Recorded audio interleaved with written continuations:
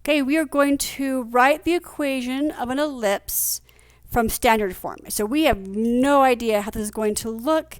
I just know that eventually what I want the equation to look like is to have, and this is again very generic here, I'm going to have something, it's going to have some fractional, whether it's a squared or b squared or we flip those two will depend a little bit more as we go along. But I eventually want to have a 1 on one side. So I'm going to move my numbers over here and leave all my x's and y's. Now this is going to use a little bit of completing the square as well. So hopefully you're familiar with that. If not, maybe pause this video, go look at another one working with completing the square and then come back to that. So I'm going to reorganize all my information here. I'm going to put all of my x's into one location, all of my y's, and then on the other side of the equation, I'm going to put numbers because that's kind of the way that this is arranged here in x's and y's and numbers. So if we think about it in that kind of a table-ish form here, I'm going to put my x squared over here, but I'm going to put this 4y squared in the y, and I'll move my negative 6x with the x, my positive 8y here, and my number, I want to move him over on the other side of the equation, so I'm going to actually add that 23 so that he's on this other side over here. Okay, so when things are now organized, I'm going to be doing this twice. This is your very basic one to begin with. I'm going to be working with eventually what I want it to say is something squared. I'm going to have this value here. Because of this extra ones, I'm going to assume this is going to also have a center point. So if you recall, what we do in this situation is we're going to take this b value here, our second one, and we're going to divide it by 2 and put that value down here. So a negative 6 divided by 2 is 3. And I'm going to just split that x up. Then I'm going to take this value here and I'm going to square it. So a negative 3 squared is a 9, and that's what I would be adding on here. But if you remember, if we do anything to one side of the equation, we have to do it to the other side. So I'm going to add 9 to this side. And what that leaves me now with is x minus 3 squared as my first value that I've organized all of my x's down into. All right. Now it works really great with completing a square if I don't have anything out in front. I have a 4 out here, but I can pull him out, just factor him out, and then I don't have to worry about working with him and I can focus on that same fashion. But he's not gone, he is just outside here in the time being. Okay, so I am going to do the same thing I did over here. I am going to take my b value and cut it in half. So I'll say that, split that y plus 1. Take this guy and square him and add him up top here. Now, if you're wondering again, and this is just kind of a small brief preview of that, if I take y squared plus 2y plus 1 and I factor that out, I get that y plus 1, y plus 1. And that's what I'm trying to create here is a pair or the sum of squares, if you would. But the action is to cut it in half and square it. But I did put this guy back up. Technically, if I put this 4 back through here, it's 4 times 1. So I actually added 4. So I need to add 4 to this side over here. Okay, so now here at the bottom, okay, we'll go ahead and stretch this a little bit farther here. I have such. This 4 is still here on the outside. I'm going to bring him down. 4 y plus 1 squared.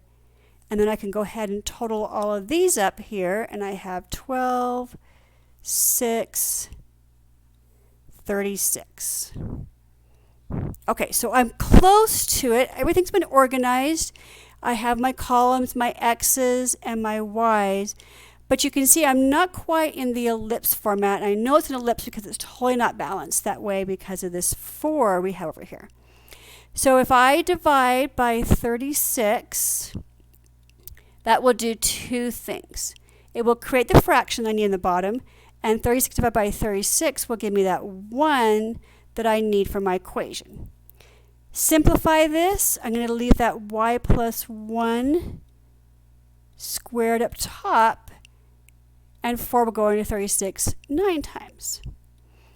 Over here, there was nothing to simplify, so I'm going to leave that 36 on the bottom as my value here, and that's actually a plus there. Now, okay, I included a graph because I think it's important that we take the information and also be comfortable with graphing it. This is what we were shooting for. This is my equation of my ellipse based upon this information here. But if I was to graph this, I notice that my major axis, my larger value, is my A, and 36 squared root of that is 6. My B is going to be 3. I can find my C if I want to that way. We'll do that in just a sec. I have a center point here at 3, -1. If you recall, we always take the opposite of what's inside, so that -3 becomes a +3, and a +1 becomes a -1. I can go ahead and do some graphing here. I can put my center in. 3, -1 is my center. My A's, which associate with my X values, are going to go 6 across both ways. So 1, 2, 3, 4, 5, 6. 1, 2, 3, 4, 5, 6. My B will go up 3, down 3. Oh, that's a nice looking one. Okay, so that's my basic one. If I wanted to talk about the vertices, I could say I have one at a -3, 1, and a 9, sorry, -1 here, -1. Those are my typical vertices. Sometimes I talk about endpoints, but I kind of think they're all kind of the same. I have a point at 3, 2, and a 3, -4. Now what's kind of interesting, I just make this a note. Notice how my center was 3, -1. When I talked about my vertices, it kept the -1. And when I talked about my endpoints, it kept the 3. Just kind of a cool little fact that way. Now to find my my C, if I wanted to give again information, and maybe it's asking me for what the foci is, which would be a total extreme here. The equation is c squared equals a squared minus b squared. And so I can take and find my c from taking my a squared, which is 36, minus my b squared, which is 9, which is actually going to give me a 27, and not a perfect number that way. The square root of 27 is going to be a little bit above a 5 point, let's say, approximately 5.2. And the reason why I went with a number and just kind of guessed, it's a little bit above a square root of 25. But I can also see that, remember how I was going 6? I'm not going to go quite 6. And it keeps right inside my ellipse close to my A's.